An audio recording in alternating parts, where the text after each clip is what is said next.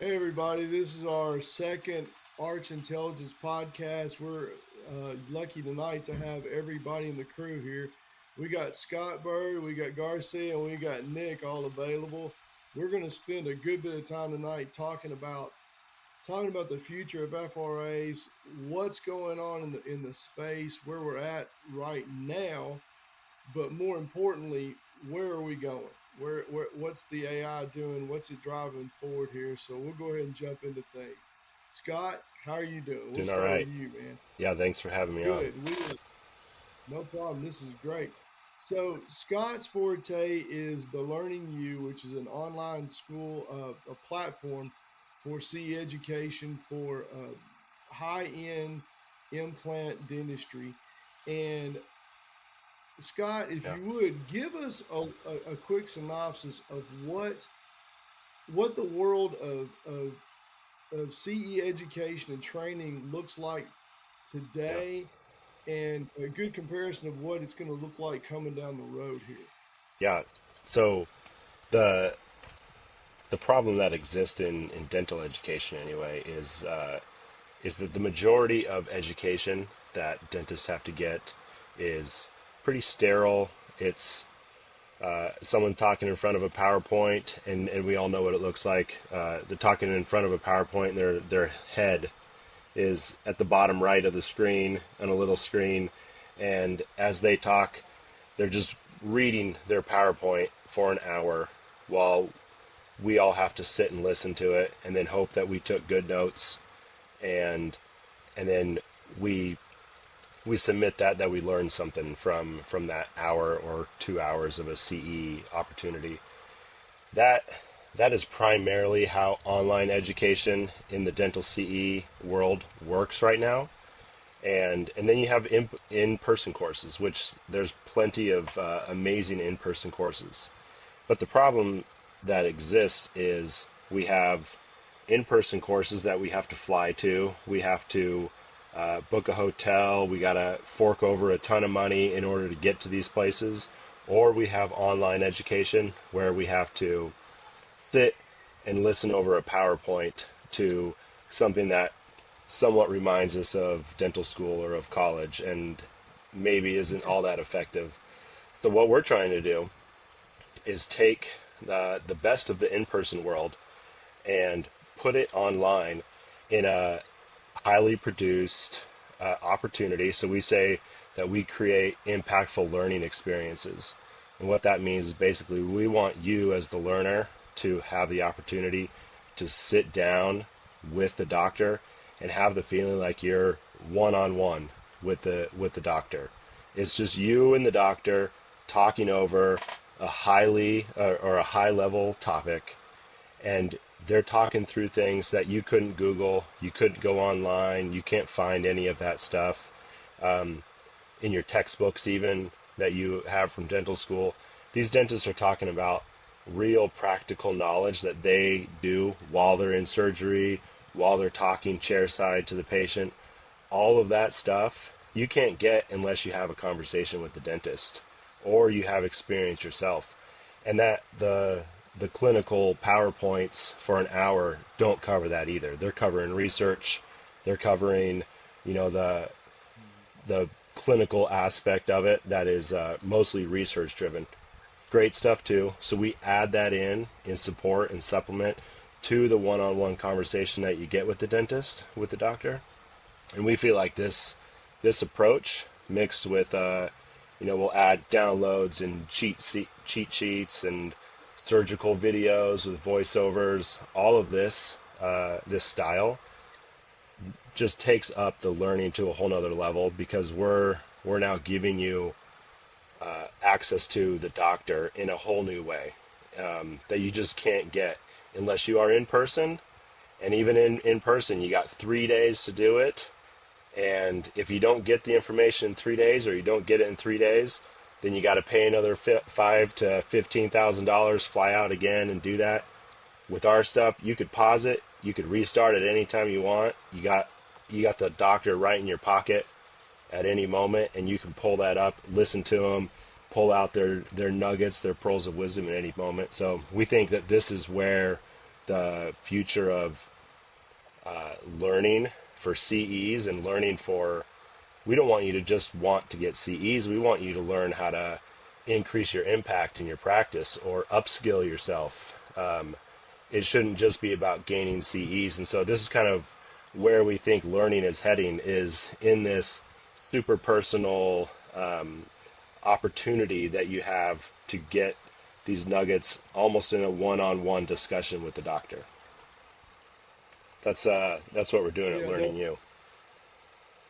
yeah, that's a great explanation. That's really I keep using this term, a breath of fresh air, because I've been on the other end of the scale where I've spent an absolute truckload of money and time Right. sitting in class, feeling like I'm back in school, just kind of driving me a little bit batty. Yeah, all these things that you described are exactly the missing link or the problem when it comes to continuing education going forward for doctors. Well, this is a great segue. Hey Nick, tell us more about what you're seeing about the way that doctors are consuming education and training, and especially, compare the old school. I say old school. Bigger conferences. We got the Hinman, we got Chicago Midwinter, New York, all these big conferences and stuff. That I grew up on those. And tell us kind of now what the feeling is across the landscape as far as doctors. What are they looking for? What are they asking for? What kind of courses do they like to come to? Sure, sure. I What's mean, your experience? what I see is from, especially from having a dental company, that's that's working with doctors on a bunch of different levels all the time, is we really get a lot of feedback saying that we go to these big dental shows now. They're more students. They're more vendor relationship style. Like the doctors who are going to these things are going for one specific reason now, to look at one piece of a technology or to go to one event. It's not like they used to be where it's like these were big meetups where doctors from all over the country got together, because now we have access to each other with technology, right? Doctors are communicating over social media, over chat groups and stuff. Now they're bridging that gap of like, hey, I only can go meet a Dr. Mark Whitefield if I go to a Midwinters. Now it's like I can find him on social media and I can reach out to him and I can have a conversation with him. Um, you know, all that stuff is, it's kind of eliminating. Not saying it's getting rid of these big events, but what Scott's doing with the Learning U is really what I consider cutting edge of what dental learning is going to look like. Because what I constantly hear from our members with Dental Snobs is that they want to learn from doctors who are their peers. They want to learn from their peers, but they ultimately want to learn from doctors who are practicing every day. Because for the longest time, we got in this sense of like these big doctors who teach, were getting paid by these big companies to teach, and then all of a sudden they stop being practicing, and they kind of lose touch with what's going on because this stuff changes so fast. And Mm-hmm. so what we're seeing in the space is like with the Learning U and these things like that is we're seeing these doctors out there who, if they're staying grounded to clinical beliefs and then backing that up with good at high level education, but having open conversations with their students. I think that's the big Yeah. key, and I think that's something that the Learning U does really well. Is like these concepts they're proving off of their tons and tons of failed cases and tons of trial and error, and they're showing them, they're being vulnerable with their peers and saying, hey, look, I did this, it failed. I did this, it failed. This is what ultimately got me to this. That's one of the things I love about Dr. Mark, is he talks very openly about his truckloads of failures to get to where now he is one of the best general dentists in the country at doing full arches, because he wasn't not scared to try stuff. And he's also open to showing and teaching that stuff to other doctors so that they can skip over his failures, so that these younger doctors can now apply these great new technologies and take the knowledge of these doctors before them, and coupled with these new technologies can give really predictable long-term results to these patients. Yeah, and I'll add Oh, real that's quick too. that we're not. I don't see in-person courses going away. It's an amazing way to learn, and it's a great way to, as a dentist, you need to get hands-on and touch things and use your hands in order to do these things. What we're trying to do and what we think will happen is that we're kind of democratizing the learning. It's not specific now to these either these big conferences that you described or these very expensive trips that you have to take once a year that you could do. Now you can have that. You can have that expensive trip, but you can also have it at any time during the year as well. And so we just think it's a great supplement to any in-person course as well. We're not trying to discourage people going in person. We just think that you shouldn't we shouldn't segment learning to just these few weekends a year. You can have it at any time. Right. It's it's promoting the lifelong Yeah. learner, right? That's the biggest thing. Is every good doctor that I've ever worked with always, at some way or some phrase, always says, "Nick, I'm a lifelong learner." Yeah. And I'm constantly trying to learn new techniques and get better.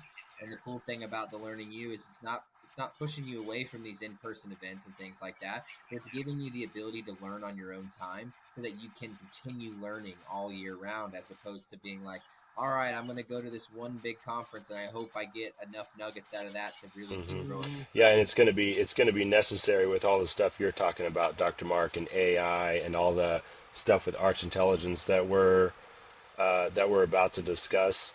If you're not able to keep up at all times with the stuff that's happening, then you could fall behind, and it might be difficult for you if you don't have access to learning or you don't take advantage of the opportunities that exist. No, that's exactly right. We're always looking for better ways to make the intake of information and everything a lot more Mm. convenient. And as far as that goes, that's why I'm excited about. Again, I've grown up spending a lot of money for in-person training, and I'd like some other options for online training, but options that are like Hmm. top notch. And so that's why I'm excited about our platform here. And that's a great segue over to Garcia with King Dental Lab. Um, Garcia Garcia is our lab technician, our digital lab technician in the group, and it, Scott mentioned AI. Everything that we do is AI driven. Every single aspect from A to Z, whether it's from our initial education all the way to the final prosthesis, we have numerous tools that we use, AI applications, and the beauty of it is with our FRA concepts, which is fixed removable attachments, which is what our crown jewel is under Arch Intelligence. It takes a ton of AI all along the way to build it. And that's where, we're lucky we've got Garcia with us. Garcia, tell us a little bit about what's going on in the FRA world. Tell us, if you would, what you're seeing about what doctors are ordering right now for their full arch cases, where you see things going with the FRA realm, but more importantly, tell us kind of also the problems that you see doctors have, whether they maybe know it or not, but list out some problems and some solutions that you see coming down the pike with our new technologies and AI driven softwares. Thanks for having me. So one of the things that we see, right, is like we touched on last week, is the stress, right? Everything with screw retain appliance is under a tremendous amount of stress at times. Um, and so some of the problems we see over time, especially if it's not just a basic ugly wraparound bar, with acrylic and denture teeth, with essentially is a denture with a metal bar in it. You have zirconia, right? These are your most two common options. And the thing is, with zirconia, the biggest issue we see is the zirconia arches with tie bases. One of the biggest issues you have because of the stress a lot of times is delamination from the tie base to the arch, and then the patient complains that, hey, something feels loose. The patient has to go to the doctor. The doctor has to remove the prosthetic, and then they have to clean that up and then re-cement it or send it back to the lab. So what a lot of people thought the best option was, well, hey, let's get rid of the tie base. Let's go straight to the multi-unit, right? And so unless you're doing the digital format, well, even if you're doing the traditional format, there's still human error involved, right? Mm-hmm. So if you're not working on something that's 100% verified, you're running into issues where things are not passive and they're under stress, right? Mm-hmm. So usually when that happens, a lot of times if the density is not there in zirconia, it's going to snap at some point. It's going to crack. It just can't handle it. I've seen crazy instances where patients have been in a high performance polymer like Pecton with individual crowns on an arch that is not verified properly. And so although the material is malleable and it has some give, it can only withstand so much pressure before it snaps. The great thing with what we're doing, right, is the whole RSB portion of this, right? The what do we call it, Nick? I'm sorry, we talked about this Resilient earlier. breakers. Yes, the resilient stress breaker. So we were at an office today doing an install on a printer, and we were talking to one of our doctors about this, and we were trying to explain it to him, and without us even mentioning it, that was the first thing he said is we're breaking the stress off the appliance. So the cool thing with this RFA is it's going to give us more options, right? Because we're going to have the foundation, and then we're going to have what's going on top of the foundation, right? And we're getting rid of the stress where it's all put on the screws and things are not passive. Things are going to fit in, and the appliance, like we spoke about last week, Dr. Mark, is that the appliance will have some give to it, so it will move versus things just breaking, right? So that opens up the window to more possibilities for different appliances. Some of the appliances we're doing, Pecton with, PMMA. We're doing a PEEK material with PMMA. We're doing zirconia with PMMA, a chrome cobalt or titanium with PMMA, a high performance polymer zirconia. So we're doing all these different combinations. I think right now we're up to 8 different combinations, including Trilor. So we're going to try all these prosthetics out and see what works best and get them dialed in.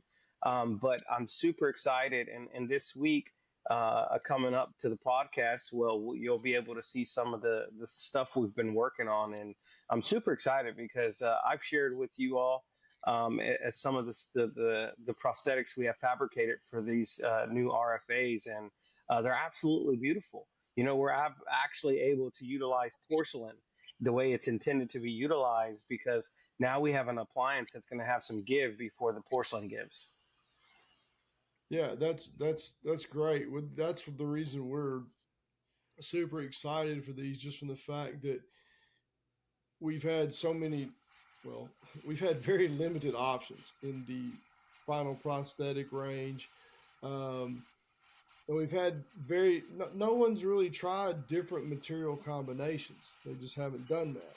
And a lot of our magic lies within the rebar design from our rebar subframe reinforcements. And we're coming up with some pretty good results on that. And those are the things that are really exciting me. Back over to, and we'll explain a lot more about that in our next podcast. We're going to delve into different combinations, how we use them with our FRAs, and then we'll even show a little bit more with the RSBs, the resilient stress breaker factors within the structure in a way that what it does is it eliminates a lot of the risk that's involved with the full arches that we're seeing today. And that's just the part that really excites me. We're just coming up with a much better mousetrap. And just to go back on this, it's the AI driven technologies that are really doing this for us. If we didn't have things like photogrammetry and CTs and guided surgery and Exocad and things like this and all the other wonderful AI driven softwares that are coming out, we'd really be back where we were, taking a lot of doing everything by analog by hand. But it's the technology that's making us a lot more efficient, a lot more effective across the board. Nick, tell us kind of what we can expect coming down the pike here over the next while when it comes to AI developments, and more importantly, what Arch Intelligence is doing with our ecosystem and community. Sure. Yeah. I mean, like the dental landscape is changing, and there's a reason why they call Dr. Mark the AI-driven dentist. I mean, is he's not shy about trying these technologies. Um, down to I think I teased this in the first episode. He's wearing AI on his face right now with his glasses. I mean, he's constantly pushing the barriers Love of it. things that we can try. Um, but kind of like what we've always said, the Arch Intelligence platform is really built for um, doctors to be able to do predictable full arch surgery, and it's something that we're really proud of because we started with where most full arch doctors are scared of, which is the restorative piece. We're taking Mhm. a top down approach with this philosophy because at the end of the day, just like I said in the last episode, it's like going from a doctor that places implants to a doctor that does full arch. That doctor's not scared about placing those implants. That doctor is scared about getting the right data and having the right prosthetic options that are going to last long in that patient's mouth. It's like, how do I get proper occlusion? How do I get VDO? How do I do these things? It's like, I know I can get a proper AP spread with 4 or 6 implants. It's like, but how do I work with my lab, or what data does my lab need to get this stuff? We have created this system to where it is so simplistic for you guys to deliver full arches at a super fair price so that we can get more people with teeth again. I mean, because that's the biggest thing here, right? Like Dr. Mark said in our first episode, the statistics now are like 38 million Americans are more than 50% edentulous are fully edentulous. Um, and that age group is getting younger and younger. I mean, Mm. Garcia and I were chairside at the beginning of this week with a case where we returned a full arch or an all on four case that was 5 years old into a zygomatic case, and the patient was 41 years of age. So I mean, we're seeing more and more of this stuff, and we got to find a way to be able to give the power back to the doctors to give quality of life back to their patients, and that's really what we're trying to do. And the next phase for us is really as we keep unveiling this thing out, and the big reason why we have Scott on is we're we're we're gonna give we're gonna give this stuff to you guys in a very, very streamlined approach that you guys can digest. And that's why, and I'll let Dr. Mark talk with Scott more about this, but we're going to be releasing the Arch Intelligence Masterclass course. That's going to give you A to Z on the prosthetics, the surgical procedure, Dr. Mark's approach to it, along with other doctors that we're working with, seeing their cases, seeing what they're doing. We're gonna give you guys all. We're gonna give you the whole kitchen sink. Like, we're gonna make sure that you're gonna understand this philosophy and be able to predictably repeat it in your office over and over and over again. Because I think what we have here is we've built something, like I said, from the top down. So the support throughout the whole case is huge, and I know Garcia will go over will beat this over and over and over again. Like, as a lab guy, he wants two things: data and communication. And those two things is that's how someone like Garcia can help you be successful and help you be the hero when you're delivering these cases, because at the end of the day, it's the implants isn't the hard part. It's everything. It's collecting the right data, and it's delivering the right prosthetic, and making sure that that prosthetic is in the right occlusion to where the patient is comfortable and happy with their smile. But ultimately, they're functional in the sense of, like, why do we need teeth? And Dr. Mark always alluded to this in the first episode. We need teeth because we need to eat. We need to stay. We need to be healthy. In order to be healthy, we have to be able to eat food and put nutrients in our body. Without teeth, that's a really, really hard thing to do. Yeah, that's really well put. Just from the fact that I didn't think this in the very beginning, but that's kind of the ultimate thing. if we give people the ability to function, the ability to masticate again, we really do have the ability to add longevity onto their life. They're healthier. We eliminate a lot more disease. We bring them out of the malnutrition phase that they're in. But realistically, that's really kind of the grand takeaway, isn't it? Now, if we could do a service to our patients and really, or for our patients that can really do something like extend their lives, we've done something really well. And that is the basis for the philosophy of arch intelligence. So what we're doing is we're trying to make this wonderful new paradigm shift available to every dentist and to every patient. So we'll let everybody know a lot more about this. So everybody keep an eye out for Arch Intelligence. We're going to give you a lot more information, but keep an eye out for our next podcast coming, and especially look out for the Learning U. So join us again later. Thanks. We'll talk to you then. Bye. Thank you.